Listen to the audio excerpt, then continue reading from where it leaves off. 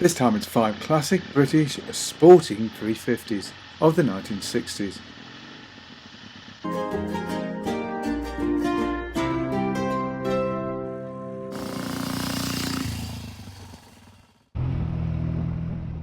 In the British bike industry, 350 used to be the go-to class, but by the 1960s the capacity was very much on the wane as demand had greatly increased for larger capacity machines. But there were still a few sporty little numbers out there, and so here are 5 classic British sporting 350s of the 1960s.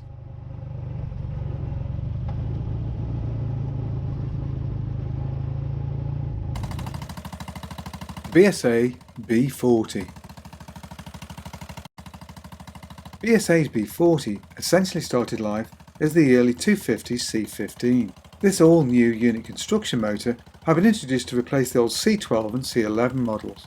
Although it seemed all new, the C15 was in fact a Tiger Cub engine with the cylinders pointing vertically and of course a larger bore, in principle at least. The C15 had been introduced in 1958 and, as the name suggests, produced around 15 horsepower. 1961 would see the introduction of the 250 learner laws in the United Kingdom, which restricted learners to 250cc bikes, and while it was a welcome boost for 250 sales, it did very little for the sales of any 350 models. So while they added a 250 Sportsman, the SS80, sales of 350s would go through the floor. The 350 B40 would also arrive in 1961, probably not the best year to be introducing a new 350. Essentially all BSA did was take the 67mm bore of the C15 and bore it out to 79mm to give a capacity of 343cc.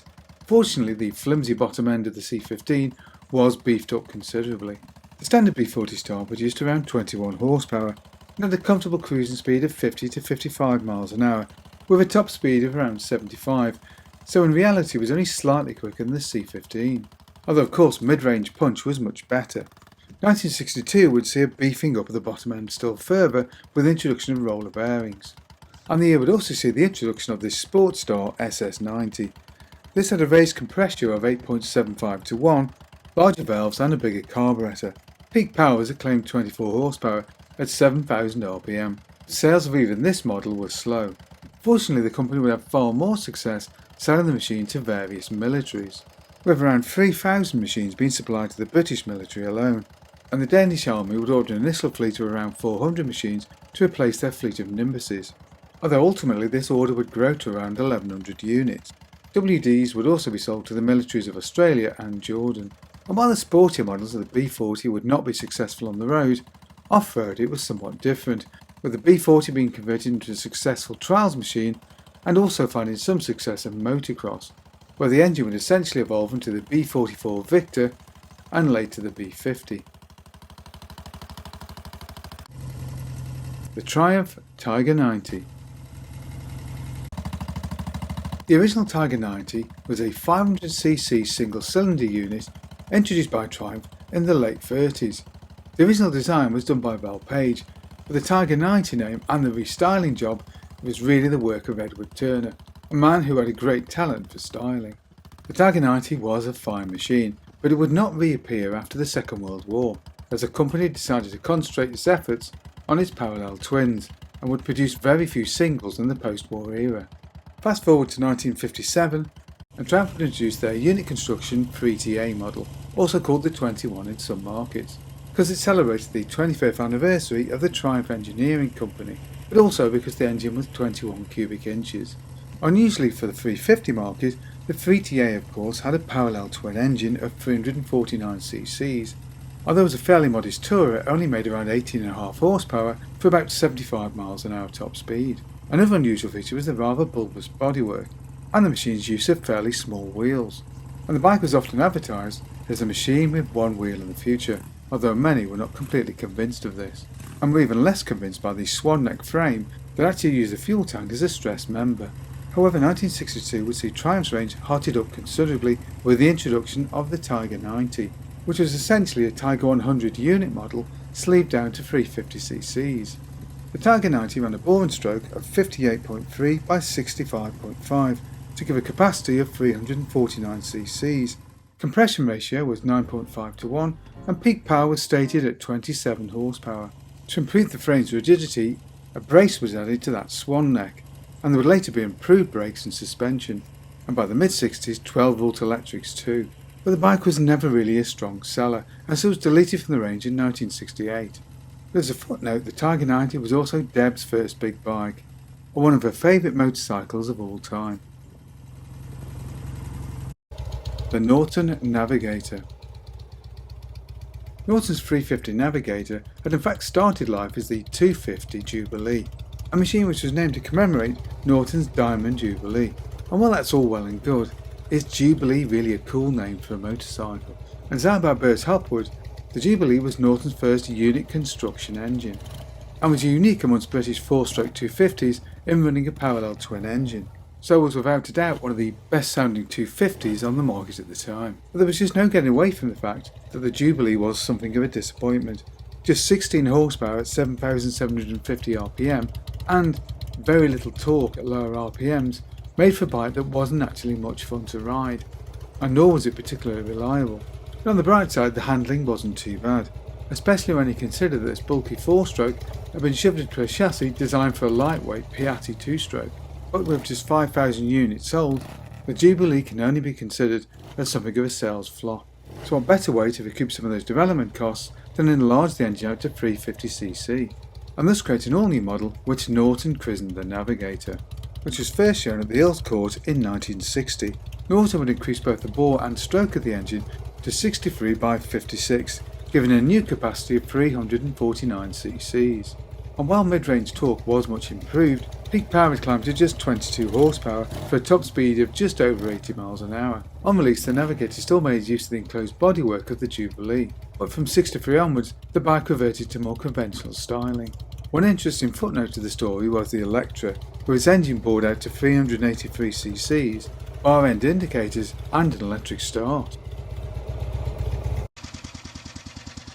The Velocette Viper.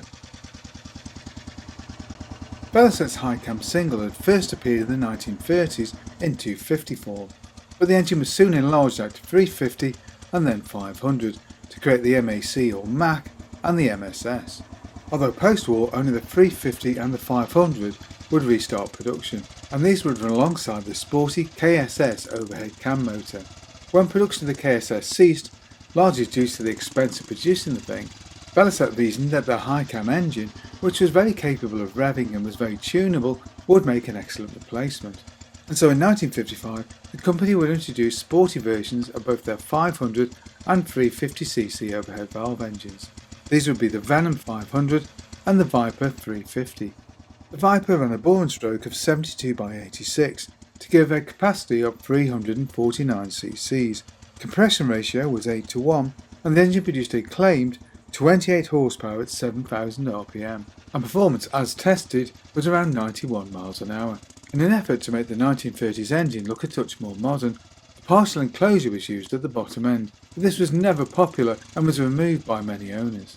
In 1960, a Clubman model was added to the range and had its compression ratio raised to 9.3:1, and there was a plethora of optional extras, including a megaphone silencer, a rev counter and light alloy rims. The Viper would remain in production into the 1960s, and would offer a high-performance single-cylinder alternative to Triumph's Tiger 90. The AJS Model 8 and Matchless G5. Originally introduced in 1958 as the 248cc Model 14 and Matchless G2, what were euphemistically called AMC's lightweights, bristled with individual ideas, not least of which was the use of a non-unit, barrel-shaped gearbox which could be rotated to adjust the primary drive chain, a concept first used by Matchless in the 1920s. Somewhat curiously, AMC would continue to produce their more traditional big singles alongside the newer models, so essentially producing two 4-stroke 350s to do the same job. The G5's single-cylinder 4-stroke engine ran a bore and stroke of 72 by 85.5, giving a capacity of 348cc, and in standard form the engine made around 20 horsepower, enough for around 85 miles an hour. AMC would copy Royal Enfield in casting the oil container within the crankcase, but unfortunately its capacity was just around 2.5 pints, so regular inspection is essential.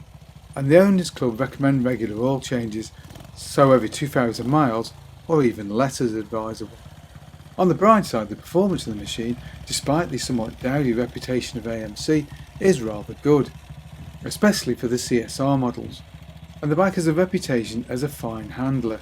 A plus side of the machine's relatively heavy weight of 325 pounds, which gives the bike a more stable planted feel than many of its opposition of the period. And this is somewhat good news for the potential buyer today.